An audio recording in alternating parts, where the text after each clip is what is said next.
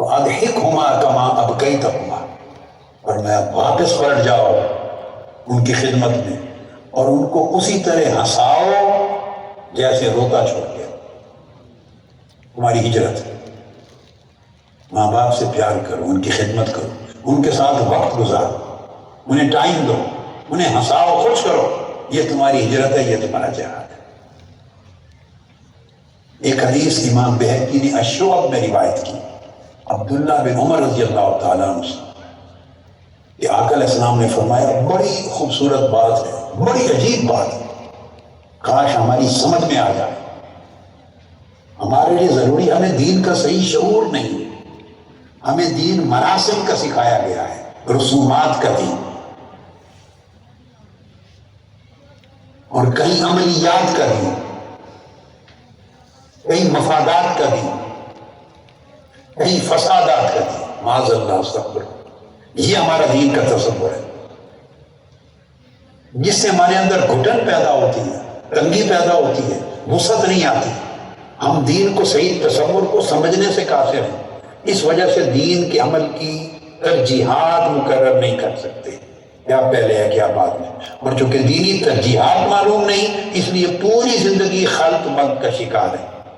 اس سے گمراہی بھی جنم لیتی ہے، زیادتیاں بھی جنم لیتی ہیں، مظالم بھی جنم لیتی ہیں۔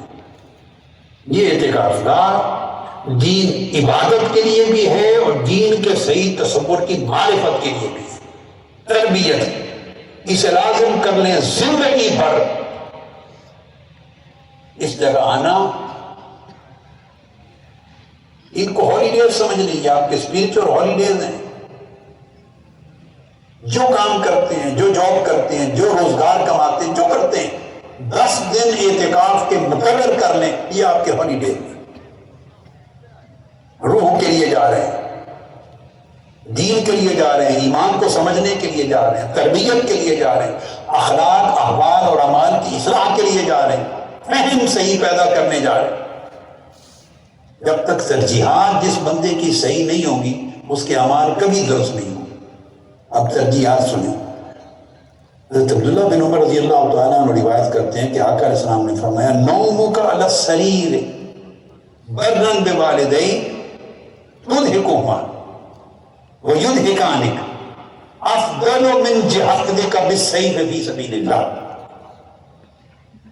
آقا علیہ السلام نے فرمایا کہ اے بندے، گھر میں تم بستر پہ سوئے ہوئے ہو، آرام کر رہے ہو بستر پر، اس حال میں کہ والدین کے ساتھ بھلائی کے ساتھ پیش آتے ہو، نیکی سے پیش آتے ہو، احسان، شفقت اور ادب سے پیش آتے ہو، اور پھر تم انہیں ہنساتے ہو، یعنی ان کے ساتھ ٹائم دیتے ہو۔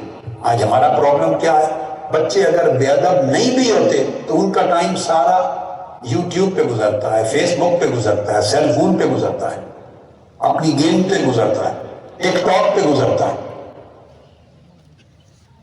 والدین اکیلے بیٹھے ہیں، بچے اپنے گھر میں اپنی ٹک ٹاک پہ، اپنے اپنی آئی فون پہ اور اپنی ذاتی مصروفیات پہ، کمپیوٹر پہ بیٹھے۔ ماں باپ کے ساتھ مل کے بیٹھنا سعادت ہے،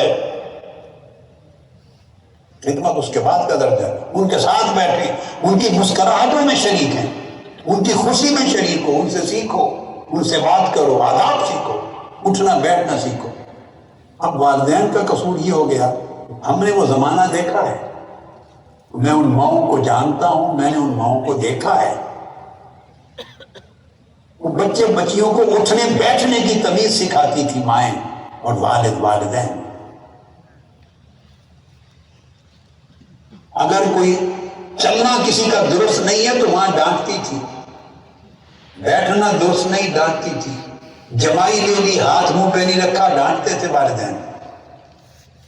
بولنے کا طریقہ اچھا نہیں ہے، ڈانٹتے تھے کہ یہ روڈ طریقہ ہے۔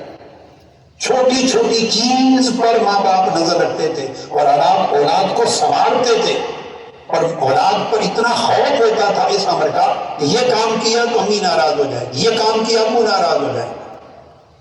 اور وہ جنہوں نے ایسے ماں باپ سے تربیت پائی ہے، انہوں نے اپنی زندگی کے اگر 50 برس بھی گزار دیے ہیں تو وہ اسی نقش پر قائم ہیں۔